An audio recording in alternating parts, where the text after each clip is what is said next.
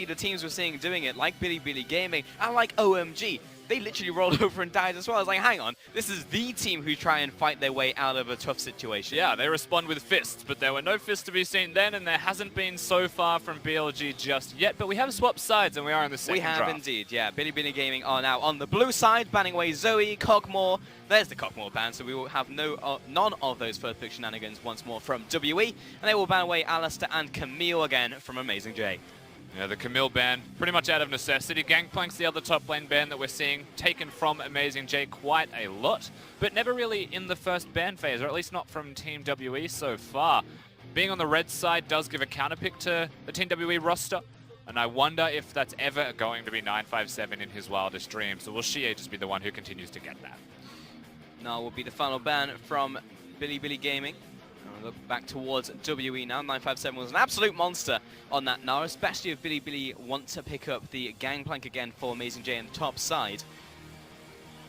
Malzahar's also a decent ban here. Take it away from Athena, one of the easiest champions to generate picks with, regardless of the jungler, but this time around they don't opt into that route. It's still going to be a mid lane / top lane choice, but it's not the Mals.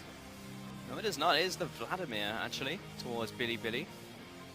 Athena did play that, but it wasn't super effective, though something that you don't necessarily want to deal with when you get there in the end.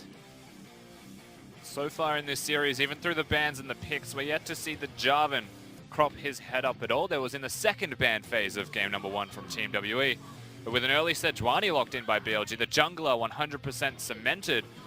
I mean, WE respond, they could probably pick their duo lane if they want in the bottom right now. Kallista's just so good. Yeah, including Ornn on top of that. Ornn is a flex pick. 957 can take it to the top side, but this could indeed also be the bottom lane. Kallista not banned in this, and Sejuani for Bilibili Gaming. Actually, SKS will get his hands on this one, so also denying it from Melon has been the pick that he's been defaulting towards so far. Amazing J does love his carries, so we'll see if he opts into something of the like to try and combat the Ornn in the second game. So now we're back to posters. Yep, I do wonder if there is a problem with champions. No, there isn't. It's fine. No worries. There is the Gangplank. Surprise. I've got to hide that one from you. Yeah, Gangplank was in fact the pick here for Amazing J into the top lane. There's no Gnar that he has to deal with now. No, there's no Vladimir, there's no Gnar. Options that you would pick into Gangplank. Urgot. There's still definitely things... Yeah, look, Urgot. Thank you. It has been done, so I'm not going to discredit you on this instance. Yeah, I don't know if that was more of a Gimgoon special, but Bilibili Gaming will pick up the Varus actually now for the bottom lane, and Jarvan on the opposite side for Melon, so we'll go towards the jungle pick there. Something a bit more aggressive, has a bit more fighting power. Yeah, so the Varus into the Kallista, alongside Tristana, one of the good laning matchups. It has a lot of wave clear and a lot of lane presence regardless of who the support is. Now, there are supports being banned by Team WE away from Bilibili Gaming. I feel like it doesn't matter too much, however. Road's still going to be able to pick up as he'd please. They get rid of the Tahm Kench, which is very good into Ornn, but so is Braum. And so I feel like that'd have to be their second ban if they're committing along the path of let the engage of Team WE successfully engage onto the Varus. You would expect so, but there is also a chance that Ornn goes to the top side. Would also be able to deal with the Gangplank matchup. We saw that before, though the Gangplank actually did in the end get the better of the Ornn somehow, some way in the top side. And it will be again another Taric ban from WE on that side, so they have left open the Braum pick. That means Team WE getting the first pick phase on the red side should actually lock in that Braum for themselves. I feel like that actually rounds out the team composition to be very good. Tahm Kench, Taric, and Alistar all banned. It leaves Shen as an option as well, if they choose. Something that could rotate towards the top side of the map. Unsealed Spellbook Shens have been running rampant in the LPL in the first week. Cassian final ban towards, of course, Shie in the mid lane. There's something to be feared, and plus they have the red side final pick, so what they actually want to bring into that mid lane that Cassian could do well against. You know, aside from the Zoe, there's been pretty much no mid laners looked at whatsoever until the second ban phase. LeBlanc and Cassian gone, but when you look at the meta mid laners that are still up and available, Malzahar and Azir are still very much there. It could be looked at no problems at all. Absolutely, Malzahar, he's very much found himself in the first phase of bans in most games. Braum, and be that pickup from WE here, so that has been taken away. Bilibili have lost a lot of priority on that support pool now. Not a lot left out for them. There is a Shen if they want to. I do think they have to go with the Shen and the Azir. Just add an extra tank to the repertoire of their entire team composition. I think would round it out quite nicely. as there's a lot of good scaling damage. Gangplank's the same, and Varus is always going to be doing damage throughout the game. This is the other way to do it, I suppose. Yeah, Janna was banned out last game, but that was by BLG, and specifically because it was a Kog'Maw on the opposite side, but they could also pick it up. Now, Azir is the pickup for the mid lane for Athena. I'm not going to talk about it until it's locked in. But yeah, Azir, very much the classic lock-in. 3 seconds left on the support. And they do opt towards the Janna opposed to the tank. Something that can provide tankiness, so to speak, with the Monsoon, with the shields there, to give a bit of extra laning presence to Athena, who's already going to do quite well in that lane. And the last pick does get to be a counter if they choose towards the mid lane for Team WE, towards pretty much the MVP of the LPL so far, and Shie. He's been playing out of his mind. He absolutely has. In fact, WE just have crazy KDAs right now because it's just been, you know, smurfing in bronze pretty much. I mean, did Shie die in the last game? I don't think so. I mean, they only had 1 death, right? Because it was at the very end of the game, so. True. Very unlikely. You've got a 20% chance of it being Shie. I don't think it was. Well, if he hasn't, then he just hasn't died in the LPL and is the only one on Team WE. I mean, even if he has, then it's still a very high KDA. Right now, he just have seen kills coming out for the GP on the flip side. Amazing J is a good enough player to try and make that happen, but 957's fairly indomitable as you go with top laners. There was actually some BLG chants in the crowd. I just feel like BLG should go before Team WE so that it's not as embarrassing in the same way. You know, like, yeah, I want to be surprised by Team WE's noise. That's always how you do it. You do the bigger team second. That's one for you. If you ever get into hosting, then it's a huge thing. Because otherwise it's like, oh. And here we go into game, BLG and Team WE. You don't want a whoopsie-daisy moment. Yeah, but that's very much in the hands of the fan clubs that are down there, in fact. Road and Jinjiao, they've got the Varus and the Janna matchup. Or the pickups, rather, 93%. I see the percentage has shifted towards WE a little bit more so. Shocker. I will say a lot of people jump ship in this region when it comes to the fan votes. But that's first tower. Who's going to pick up the first tower? Yeah, okay. That kind of makes sense. Fair. I actually think that it's going to go to BLG on the bottom lane outer. That is my prediction. It is not a bold prediction, but I also don't know why I'm making it. I am just asserting myself. I'm going to do, unlike Raz, I'm going to make statements. Oh, yeah. No fence sitting in this test. Absolutely none of that. Again, on the bottom side, what have we got? So we've got 2 Relic Shields, as per normal, on Mystic and Ben. Goes to the side Spell Thieves for Road, actually. Spell Thieves standing on Janna? It's matchup dependent. If you're into a tank, you can absolutely go Spell Thieves, right? You're going to be able to proc it constantly, and in terms of gold, that is where you want it as Janna. And then you're looking at perhaps the move speed to stay alive, and against the composition that WE have, it's not a bad choice if you're able to hit the Howling Gale and just actually Usain Bolt out of there to keep yourself alive. Let's see a look at top lane. It's going to be a Corrupting Potion start into a Durran Shield from Ornn right here. He's already got the initial push as well, so Amazing J to set up the wave so he can last hit these. We were talking about it yesterday. There's only 2 ways a Gangplank can play a top lane, and that is queuing the enemy or queuing the wave, and Ornn tends to be a queue the wave matchup just because you can't deal with the amount of push that he has so early on. So out of push, and as soon as he walks into lane with Durran Shield, it's like, yeah, I'm actually just not going to queue you ever.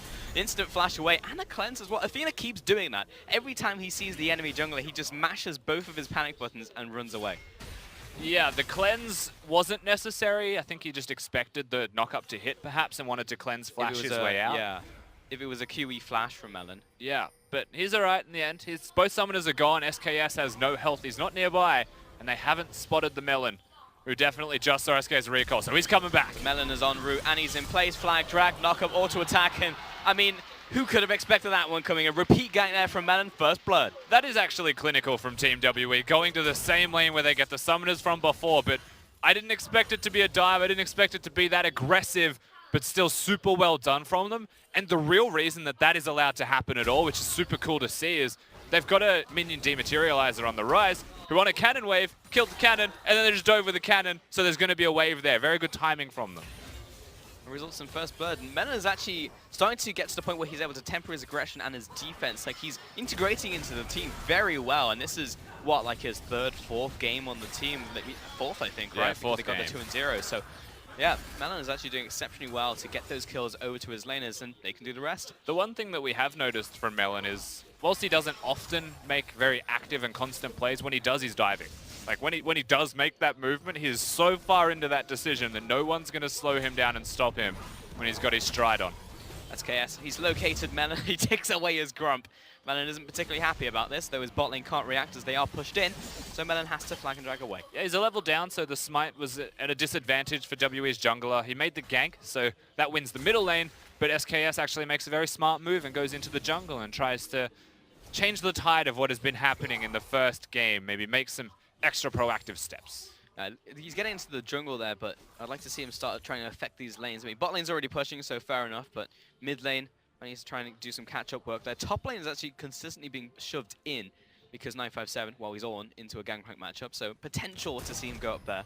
We'll have to see how Shie goes with timing on that ward as well. The Wolves have literally just spawned, so that is very well done. If it's Melon communicating or if it's Shie communicating when to place the ward, the Wolf camp.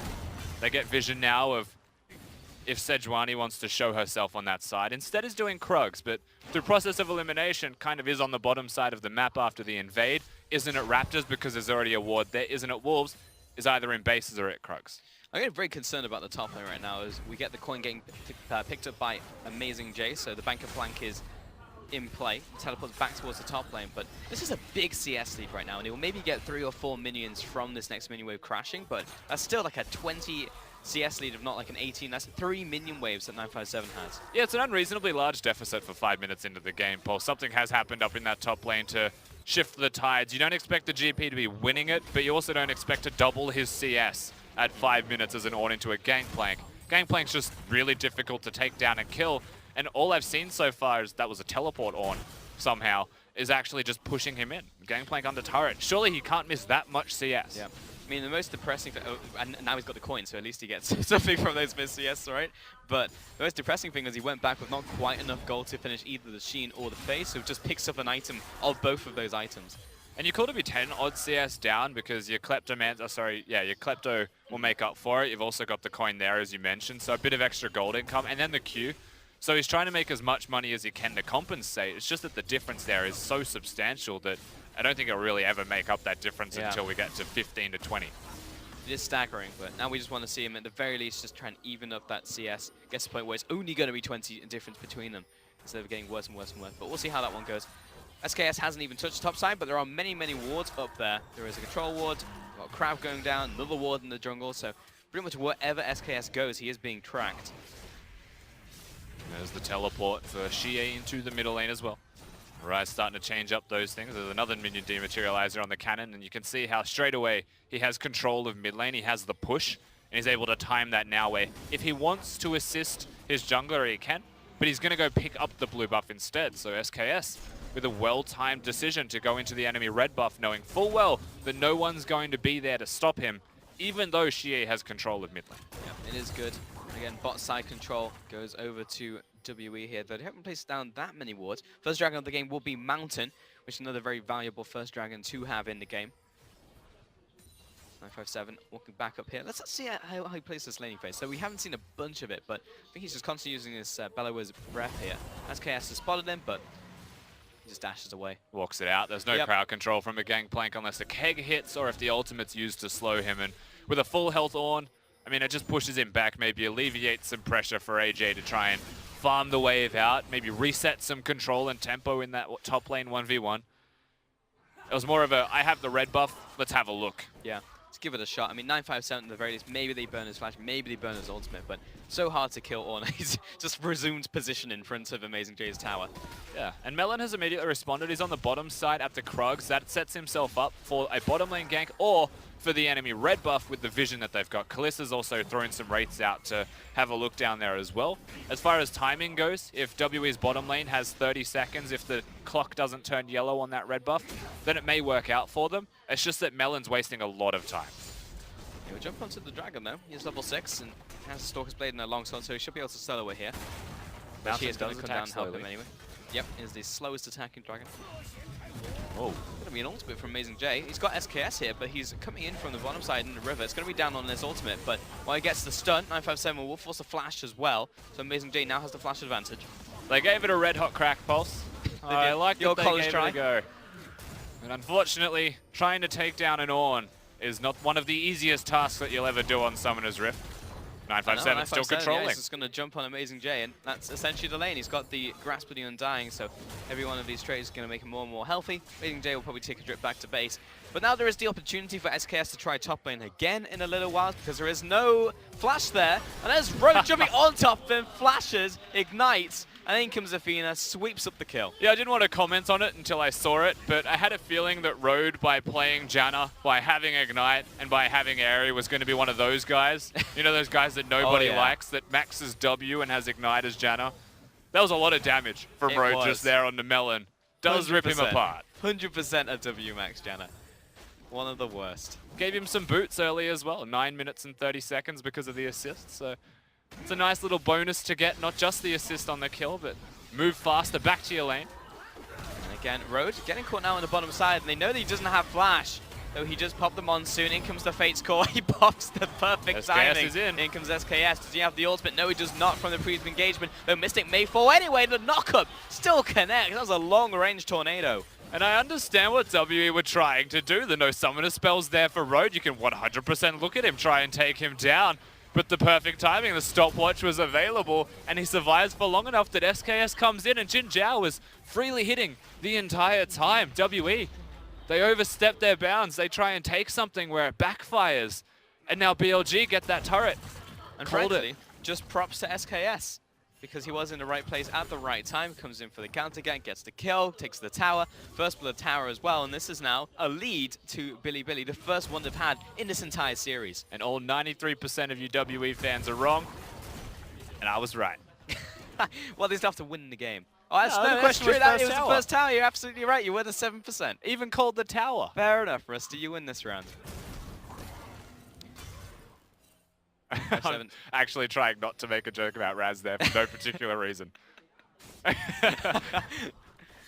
Amazing J. I was actually pushing up now. 957's being very cautious just because he knows the bottom tower's down. He hasn't seen the bot lane in a long while, so doesn't want to get caught out by them. And this is a good move from BLG going towards top lane. They're not going to kill 957. It's very unrealistic without Varus ultimate, without a lot of summoners available. But they're pressuring. They're sending everybody up here for the purpose of taking down the structure.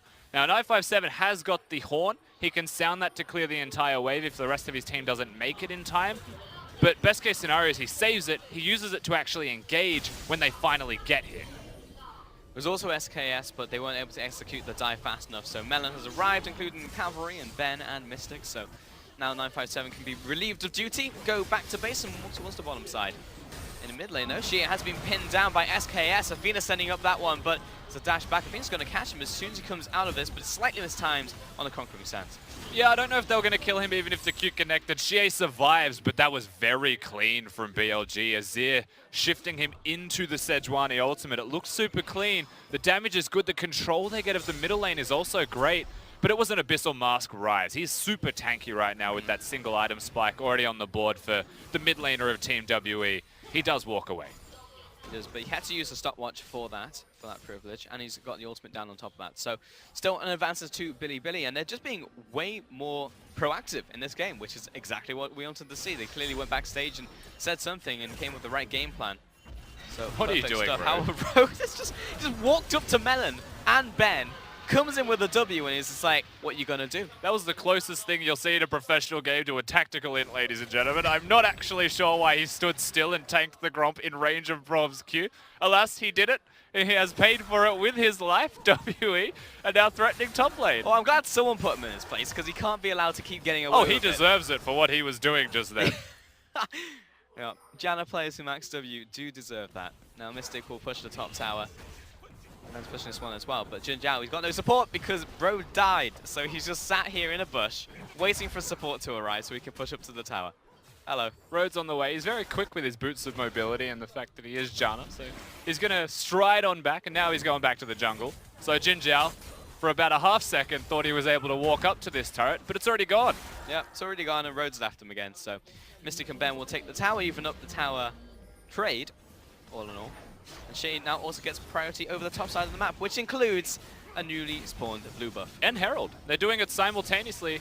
They'll get the blue buff, they'll get the Herald, they get the top lane outer turret, and this is that moment where Bilibili Gaming's response is firstly impossible, just because of what happened when transpired before it, And secondly, because they need to recall, they need to get these item spikes. They're not really able to pressure any lanes. It was just set up in WE's favor, and then Road made the mistake. Yep.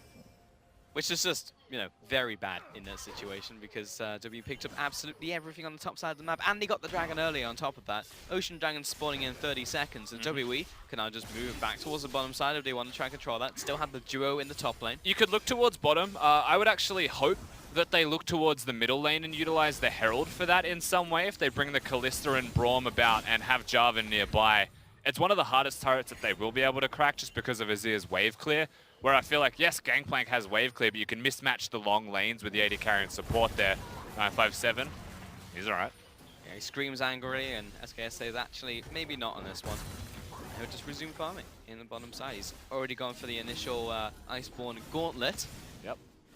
So we'll get some more health after this so he can increase his effective health. But I've seen every top lane on do so far, even when behind, which can sometimes be disastrous. Iceborne Gauntlet, Abyssal Mask is one of the other strong ones as well, but Ryze already has it, so we'll see which route he goes. If it's straight towards something like an adaptive helm instead to be super tanky. Could be very good here, especially into Athena. Dragon has been started. It's already down to half, and Callista's just amassing stacks here, so that's definitely going to go over to WE. Amazing Jade's keen, but the rest of the team wants to disengage. SKS has smote the wall down. It has disrespected him, and he has squared up and destroyed it. It doesn't mean that they're going to go towards the Drake whatsoever, though. They have to back away with no Sejuani ultimate as it completely whiffs, and WE just take the objective. And now here's the problem, because WE, they've done that thing again, where they've managed to get control over the map. And while it's not the tangibles, you can't look at the gold and be like, oh yes, they have a 5,000 gold lead, but you look at the map and you just know that they have control. And many teams get into this situation, and then they just sit there and die. Now, Bilibili Gaming, they did it last game, but they have been more proactive this game. So I'm hoping they'll try and find those opportunities again, specifically from the back of SKS. To add a bit of context to this as well, this is the second set in a row that Team WE have played where it feels like their opponents have done nothing in certain points to respond to it whatsoever. Except for right now. Yeah, Xie getting knocked back. Good stuff from Athena. He'll flash away. Teleport being used and cancelled by 957. But the thing you have to, I guess, respect WE for is, if it's 2 sets in a row and it looks like no one's able to do anything in response to them, is it just because WE are that good at bleeding people out, at preventing you from making plays, at setting up vision, controlling the map, and playing just slow enough to stop you from getting those movements off?